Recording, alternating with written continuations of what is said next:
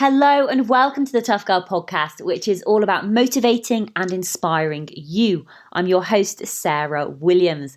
The Tough Girl podcast is sponsorship and ad-free thanks to the monthly financial support of patrons. To find out more about supporting your favourite podcast and becoming a patron, please check out Patreon, patreon.com/Tough Girl podcast, and help me to increase the amount of female role models in the media. All patrons will get their name on a dedicated patrons page on the Tough Girl website. All female patrons $5 and above are invited to join the closed Facebook group, the Tough Girl Tribe. Today, I'm delighted we're going to be speaking to Tania Aebi, who did a solo circumnavigation of the globe in a 26-foot sailboat between the ages of 18 and 21, making her the first American woman and the youngest person at that time to sail around the world. Now, please do be aware there is a little bit of a squeaky chair noise, which you can hear a few times during the conversation, but I have done my very best to edit out and smooth out those sounds.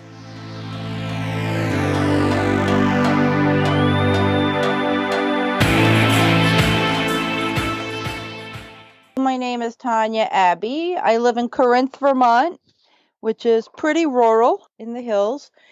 The reason why we're talking is because about, over 30 years ago now, I finished sailing around the world by myself. I left when I was 18 and got home when I was 21 and change.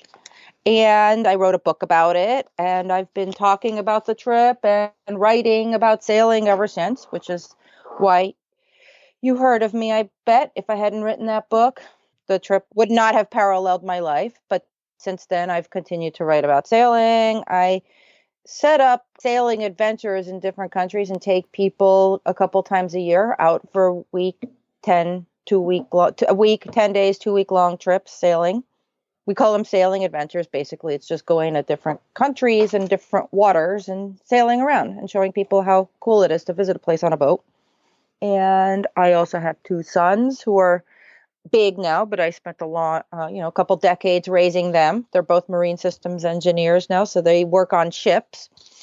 And I take care of properties here. I continue to write, and I am also taking care of my father now. We've come full circle, and he lives up the road from me. And I went from childcare to elder care.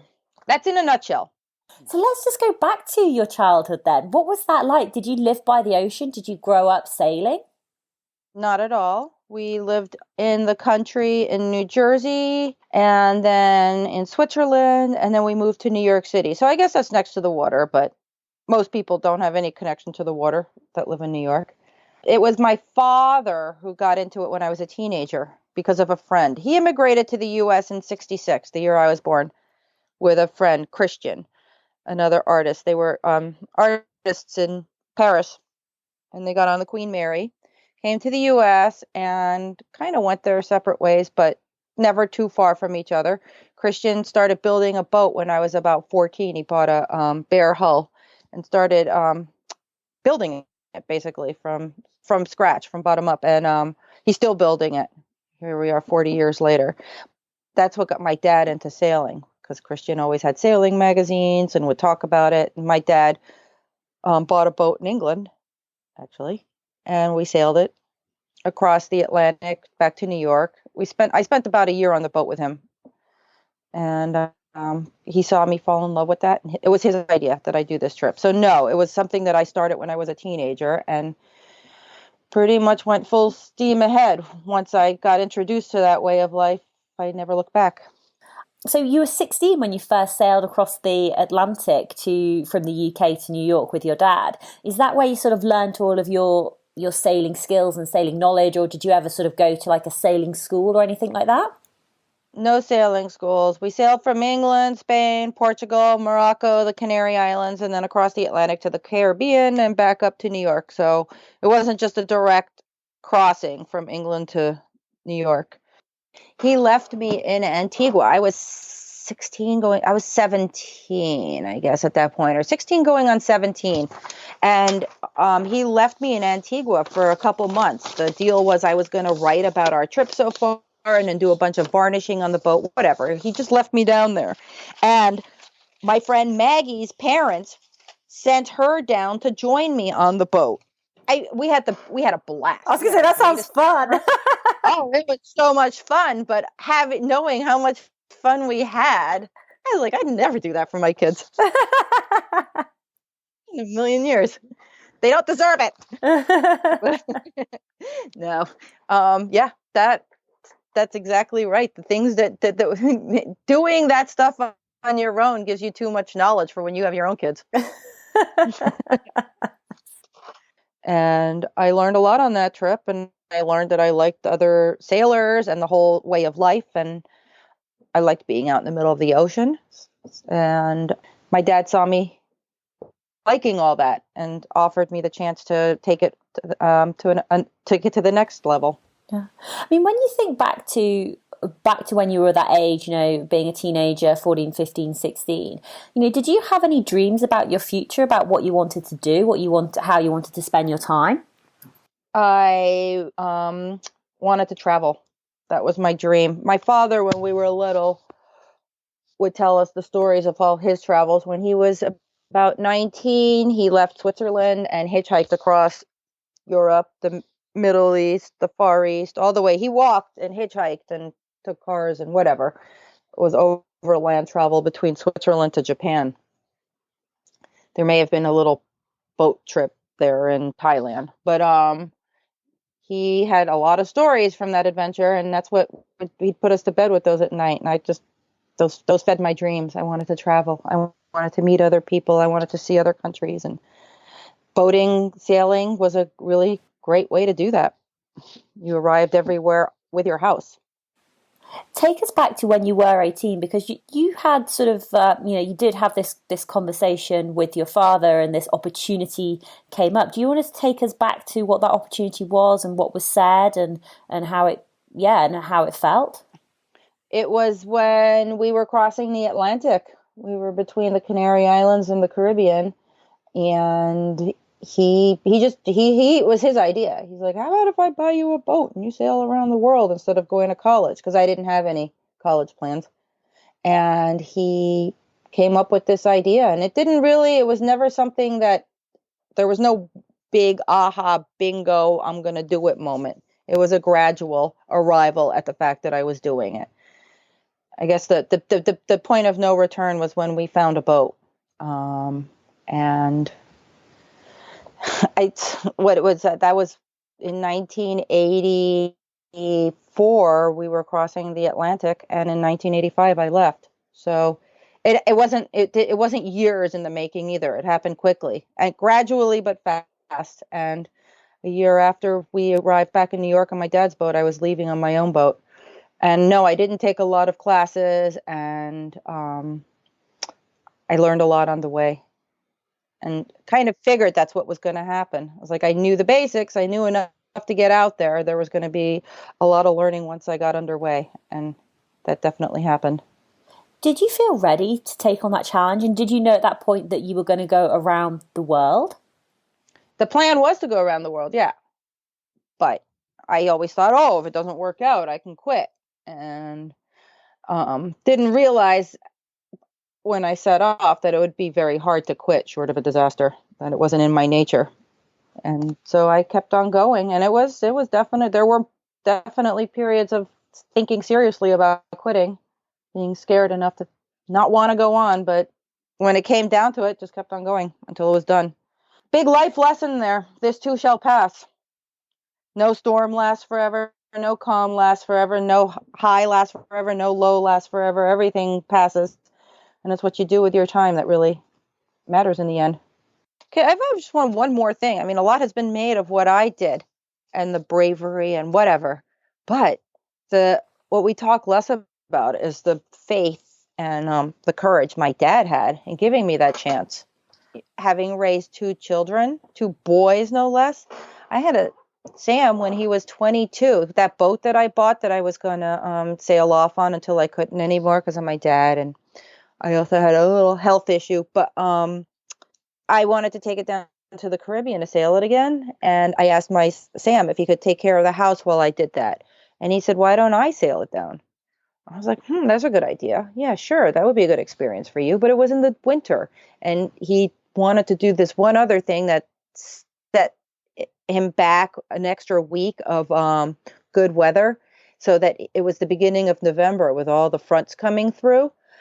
I actually couldn't eat, sleep, breathe, talk, anything while I was waiting. I was looking at the weather. I was going to give him the go ahead when he'd have a good weather window to leave and get to Bermuda, and there wasn't one. It was just so gnarly out there. I pulled the plug on him. I couldn't let my 22-year-old son on a boat with a GPS and all the modern conveniences that I didn't have. A boy who was an engineer at this point. He graduated as an engineer. I couldn't let him go.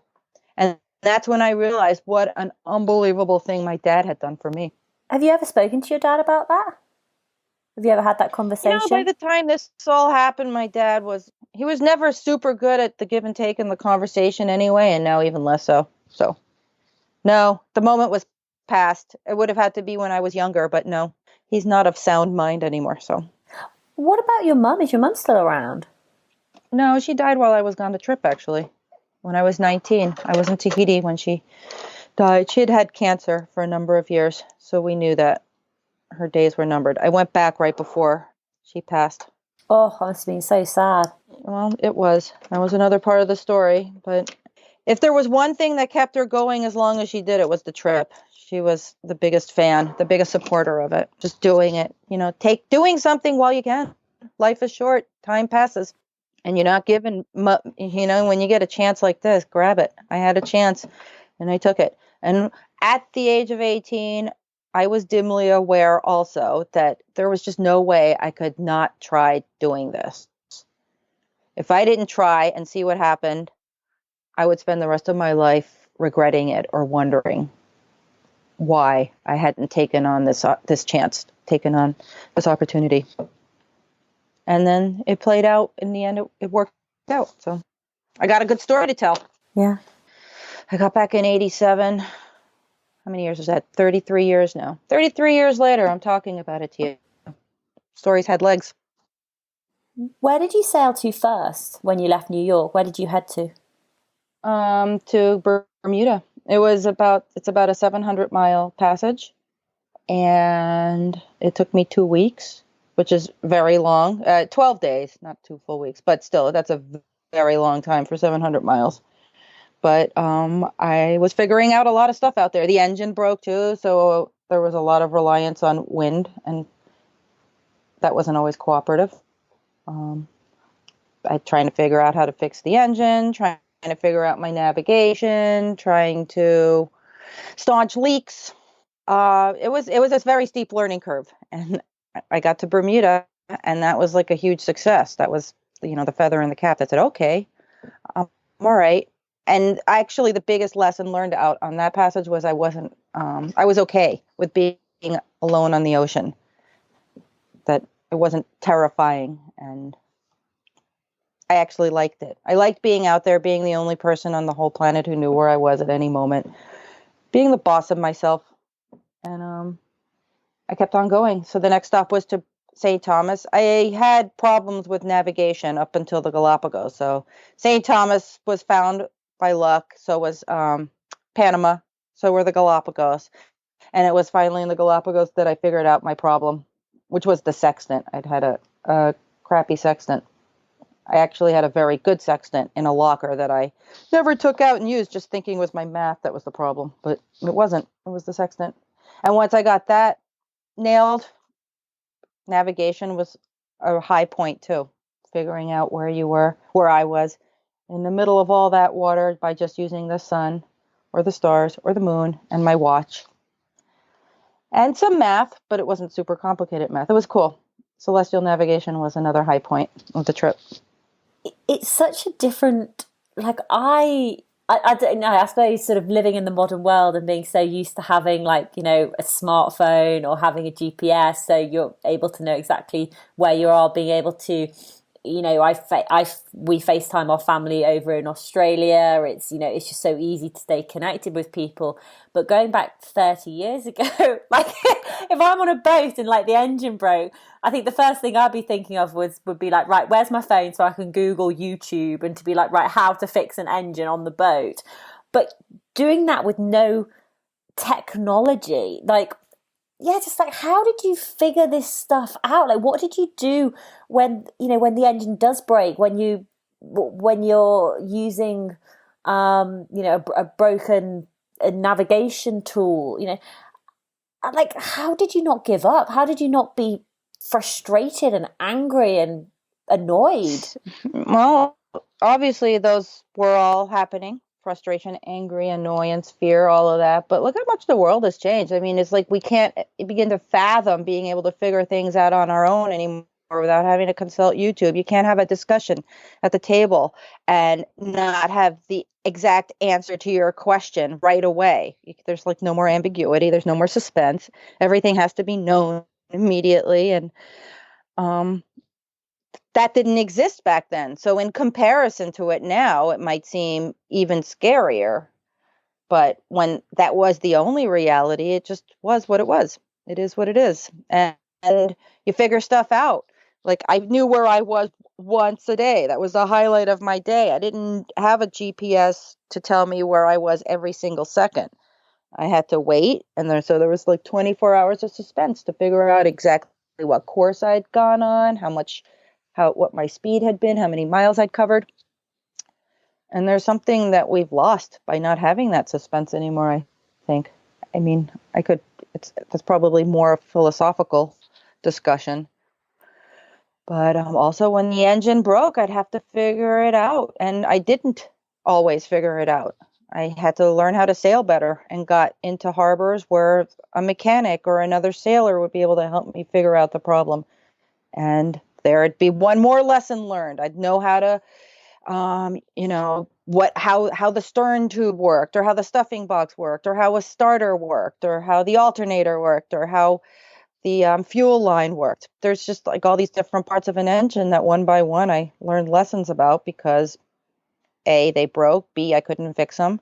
And then somebody had to help me and show me how to do it eventually. But I had to learn how to sail to get there. Or sail well and be able to sail into harbors.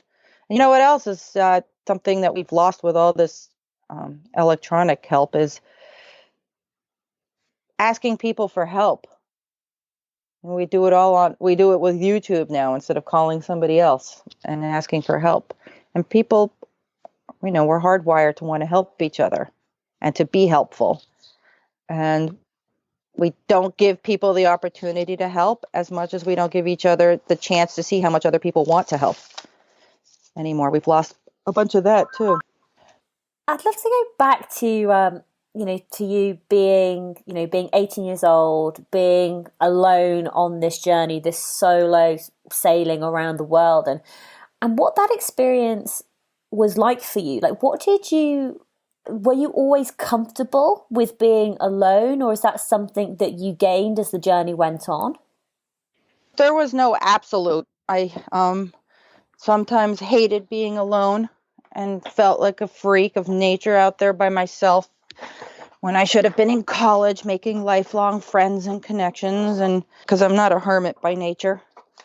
But then there were other moments where it was just awesome, like in the true sense of the word awesome. Like there I was. There's nowhere but the middle of the ocean that you can feel so irrelevant and so the master of your own universe at the same time.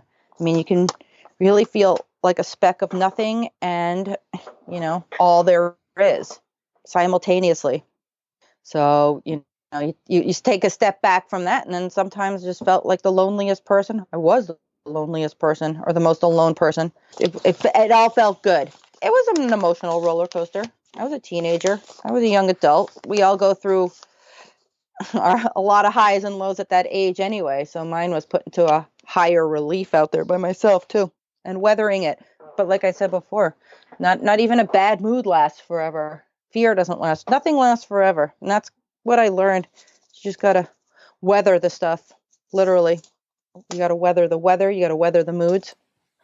There must have been quite a few magical moments while you were out there sailing. And I know that you've obviously written about quite a few of them in the book, but what's a memory that just makes you smile and just brings you joy to think back about that time?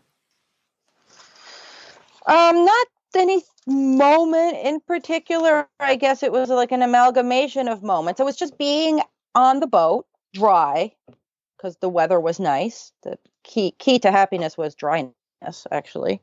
And the wind is blowing, and I'm going in the right direction, and it's gentle. It's not rough weather, and the sun and the clouds and the dolphins, and just being out there with the sound completely. And that's after having been out there for several days or a couple weeks. And really, there was this withdrawal that I'd have to go through to get out to get to this place where I could really enjoy a moment like that without feeling all this disconnect from land and civilization and the smells and all the things that come with being on land that we take for granted, that get completely stripped away when you're in the middle of the ocean, especially after a couple of weeks when you've gone through the withdrawal from all that. And just to be there, that sensation of being out there on the water with it swishing, the sound of the water, the waves, the wind, the sails flapping, and having some dolphins come alongside, or seeing a whale, or maybe even seeing a ship on the horizon. Just these things that remind you that you're not alone, but you are, and it's beautiful and wild. It's the wilderness, and it would be at the wilderness that it's most beautiful. Those are the moments that they like. I'll have these like little, I don't know, flashbacks to these moments sometimes of oneness, I guess, with everything. It would be shattered pretty quickly by something annoying. Something would break, something would spill. I'd have to, whatever. There'd be something to ruin that, but like I said, there was nothing lasted forever. Not those good moments either. But I remember those. You know, we're also we forget pain. Humans do. It's our coping mechanism is to forget the pain and forget the fear. So I do have a lot more memories about all the wonder and the beauty, more than the fear and the. I mean, thinking back to the fear and the pain, and I get what you're saying about, you know, you look back on things with these rose tinted glasses. Was there any sort of life-changing moments for you, or just like, was there a particular point in time which really sort of not change things, but you really either felt scared for your life, you were wondering like, what am I doing out here? I don't know, that challenged you, that you had to obviously overcome. And I know you obviously overcome so many different things on that voyage. I'm not that self-aware that I could just like feel these changes or growth moments or anything at all. Things just happened. I think I took that whole trip and subsequently life, and maybe it's my nature, maybe it was being taught that, the ocean teaching me that in the trip, or maybe it was, you know, what came first, me or the trip, and the way I became. But I just kind of weathered things. You know, you just keep going without these huge epiphanies. It's like, I mean, an epiphany would be, oh my God, I just figured out that problem. I figured out how to get the engine working again. I'm a mechanic. It would be more practical epiphanies like that. Or I've just figured out where that leak came from. Or, boy, I just learned a lesson about procrastinating. If I had fixed that leak earlier, I wouldn't have had all this water in my locker. Or, I mean, pretty basic lessons were learned time and again, I guess, that formed an overall bigger life lesson or life lessons. But yeah, no, no, that's a question that people have asked a lot. Like, were there any like these moments, like moments of faith or realizations? Yeah, no, I pretty much just kind of went from one one destination to the next. I actually describe the trip a lot as one passage at a time and not as a whole. Like, it was leaving New York was not about going around the world. It was about getting to Bermuda.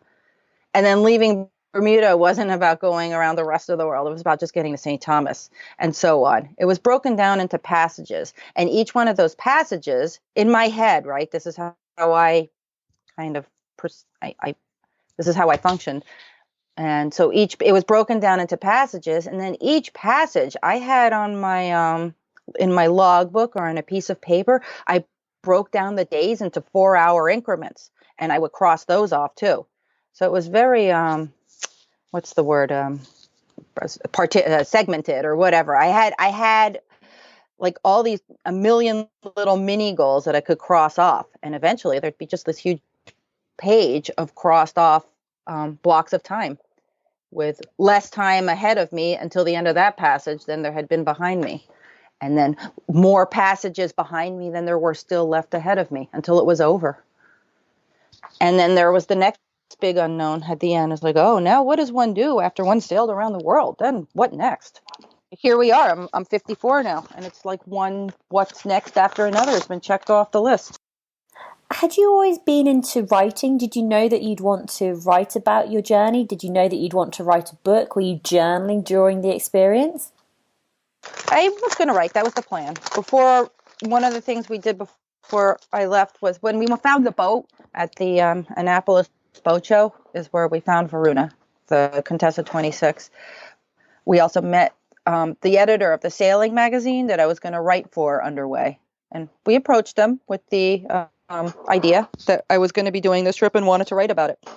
And met the editor, Bernadette, and she subsequently became a very good friend while I was underway. She was the editor who worked on all my articles with me.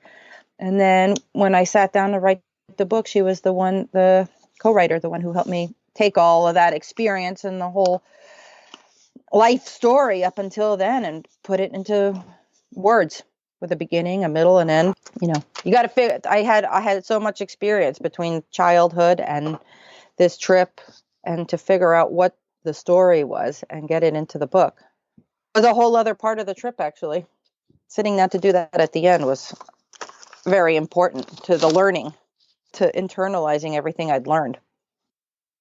When you finished the trip, when you sailed back home, did you want the journey to be over? Were you ready for it to be over? Yeah, partly. And partly I was very sad that it was over, because there was a dawning awareness of how fast time goes. And like I keep coming back to, everything comes to an end. And that was a big one. And I also knew that I'd probably never live such a grand adventure again, that life would be full of surprises and new things, but something that big was unlikely to happen to me again at that age. You know, you're never going to be 18 again. You're never going to be learning so much. You're never going to be such a blank slate again. And there was definitely a lot of excitement and relief that it was over. And then there was also a certain amount of sadness that it was. What did you do next? Like, had you come up with a plan of, once you sailed back into New York City? Yeah. I had a plan to, go live in a place with no leaks and take showers whenever I wanted them, and to have a flush toilet and to have a kitchen and a refrigerator and running water. And I got all that. And the plan was to sit down and write a book. So that was the first year back, was taking all those fresh memories, the logbook, the letters I'd written, the pictures, and to craft a story and work on becoming a writer too. That was like school. There's a kind of education that's called the experiential way of learning, and you learn by experience, but you can't really figure out or, document the learning without writing about it, figuring out exactly what it was. So that book was a huge part of that learning, the process of learning. I ended up going back to school, 10 years later for an undergraduate degree, and I got a year's worth of credit from the experience of having done that trip and written the book and talking about it. And again, I couldn't just hand in the book and, say, I just did this. Can I have credit? I had to actually write a big paper processing what I had learned from all of that. So writing is actually part of learning. Writing about anything, you learn a lot about what you're thinking and what you're presenting. You have to figure stuff out while you're writing. Have you reread your book? Is that something that you would do or that you've done do you ever look back at your journals and your photos from when you were, 18 to 21? I have pictures in the house that I see, and not really. I read the book again. I guess the last time I did that was when I went back to school, and I reread it to write write about writing it. I haven't reread it again, no. But I have the slides. I have a show that I've done many, many, many times over the years to schools, to organizations. And so I see those pictures. That always brings the trip back. Who's Tarzoon? Tarzoon, Yeah. he was my cat. Did you have him on the journey around the world? Well, I had Dingy was the first cat that joined me in St. Thomas because he had to get fixed, whatever. He wasn't ready to come with me from New York, and I was fine. I didn't need him on the boat those first two passages when so much else was going on and I had so much learning to do. But he joined me in St. Thomas, and he died in Vanuatu in the South Pacific. He got a urinary tract thing that male cats will get, and I picked up Tarzoon in Vanuatu, and he came the rest of the trip with me back to New York and into the next 21 years. He lived to 21, Tarzoon did. It must have been lovely having him on the boat with you, like having, like a furry companion. Oh, he was the best cat ever. He's a tabby, and they tend to be sweet-natured anyway, but he was my best buddy. He always was for all those 21 years.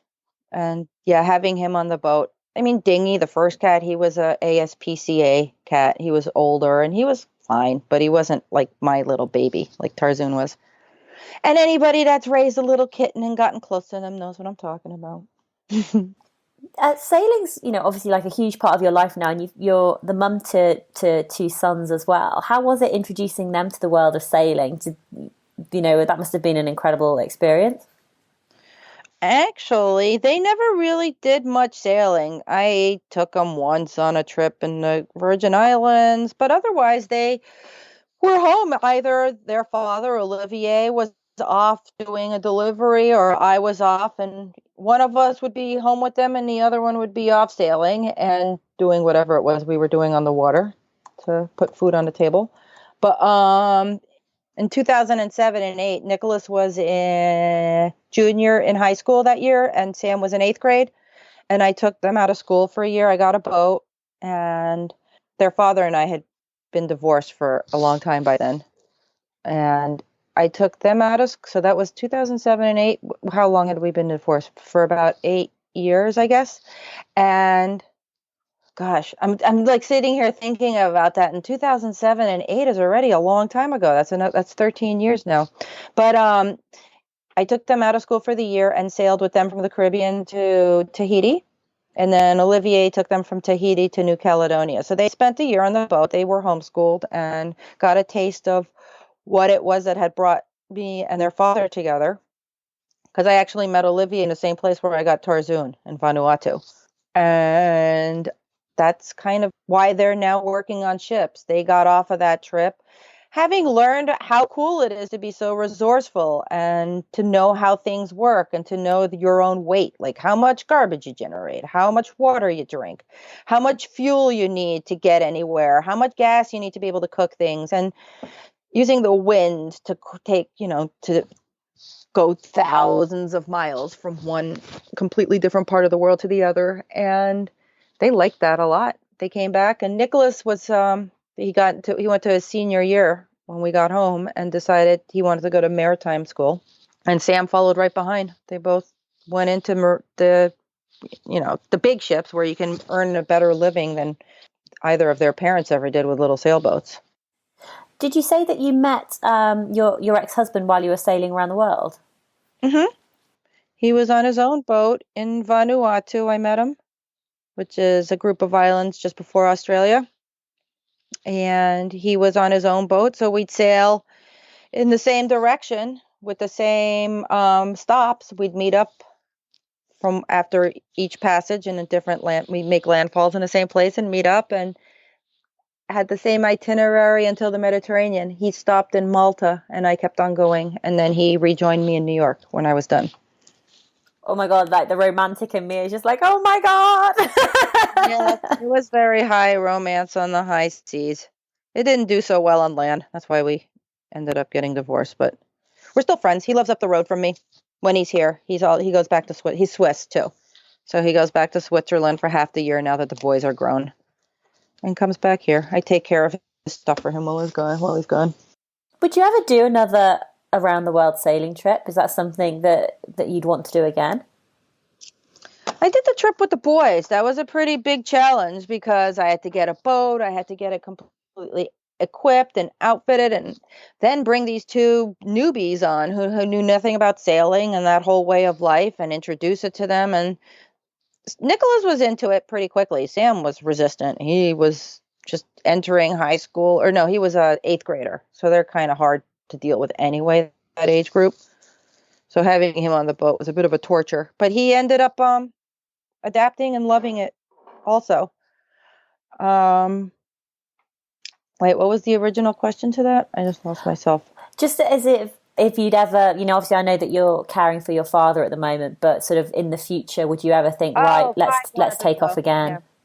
Well, that was the big trip, and that was the big challenge of that, was making sure that the two kids were healthy and happy and enjoying themselves, and the boat was safe. And it was a big difference from being by myself. Then I got another boat, a couple in like 2014-ish, another small boat, and I sailed it. I did one more solo sail from the Caribbean up to the East Coast here, and I was planning to go sailing with it again, but that was then when I had to sell it again because of my dad. I actually couldn't leave. And I know, you know what, I'm pretty well anchored here in the hills.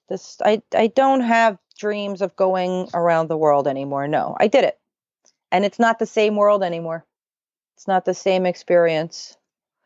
The times I go back out on the ocean with boats, there's so many more boats out there. There's no more, the harbors that when I went with the boys 20 years after I'd been out there, everything, we crossed the South Pacific in hurricane season because it was a La Nina year. So we were out of step with the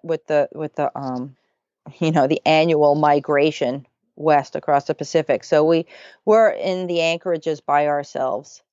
But I also knew that if I'd been there at the right time of year when everybody else was coming, there would have been no room to anchor. There's so many more boats out there. When you used to sort of arrive at ports and stuff, were people quite surprised that you were sort of, this young female sailing by herself in this on the boat? Was that like quite a shock for them? Did you get much pushback, or people sort of saying, "What do you think you're doing? You can't do this," any of that type of stuff? No. When I was out there, the other sailors, being alone on the boat had great cachet. I immediately made a lot of friends, and people would take me under their wing. One of the questions people always ask is if I ever felt endangered being a girl alone on a boat out there. And actually, I felt very protected. People were, they wanted to hear the story. They wanted to tell their stories. I always had somebody I wasn't alone on land. I always had friends, and people were supportive and thought it was cool. There were letters that got forwarded to me from the armchair sailor community, the people that were reading the articles that were saying I was a menace to the seas and a waste of taxpayers' money if the Coast Guard had to come out and get me, and that the magazine was irresponsible by trying to make a star out of a 20-watt light bulb and whatever. These obviously stuck with me, those comments, all these years later. And they also fueled me when I did get close to quitting or did screw up in some major way with some decision that didn't end so well. And I'd write about it.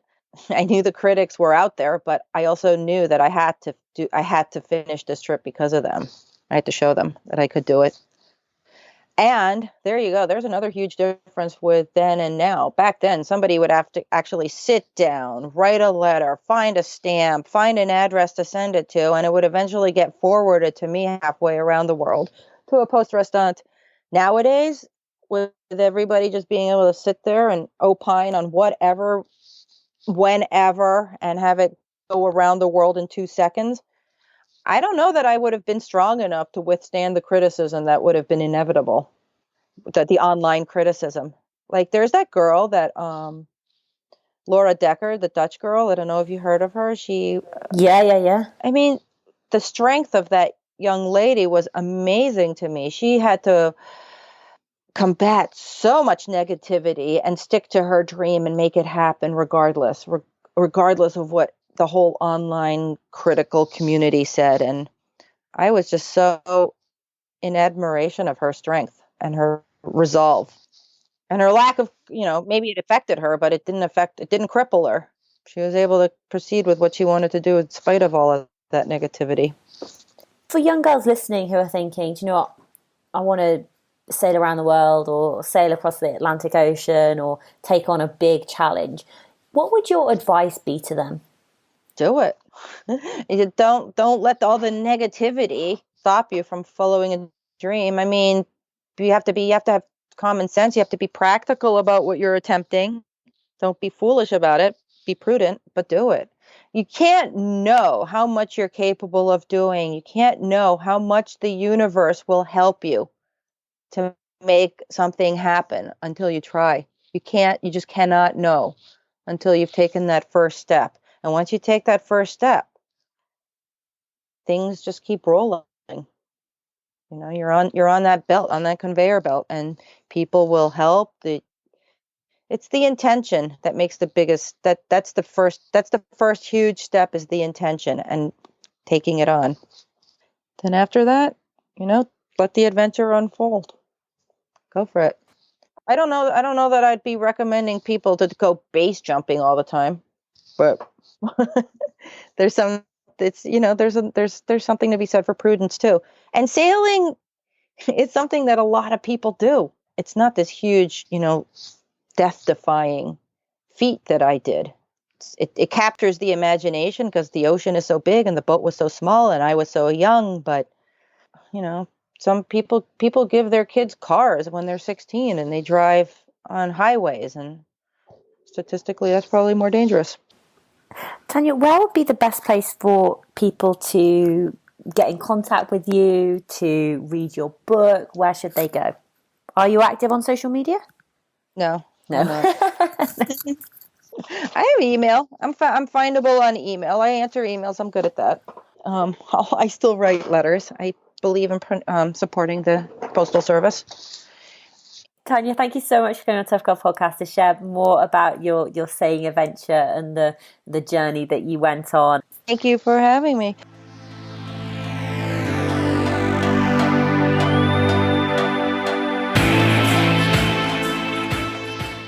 Hey tribe, I hope you enjoyed the episode with Tania. My name is Sarah Williams. I'm the host of the Tough Girl Podcast and the founder of Tough Girl Challenges. Now, everything that we have talked about today will be available in the show notes at toughgirlchallenges.com, so please do go and check it out. So we mentioned a name during that episode called Laura Decker. So just to give you a little bit of background about Laura. So Laura, at the age of 14, she set off on a journey to sail solo around the world. She had the blessings of her parents, but not the Dutch government. But Laura completed her journey when she was 16 years old, which made her the youngest person to ever sail around the world single-handed. So you can find more information out about Laura at lauradecker.nl. That is her website. I haven't had Laura on the Tough Girl podcast yet, but hopefully I will get to speak to her. Another sailor who I'd really recommend you take a listen to is Tracy Edwards, MBE. So we spoke with Tracy on November 12th, 2020. Tracy is a round-the-world sailor and she's also a social activist.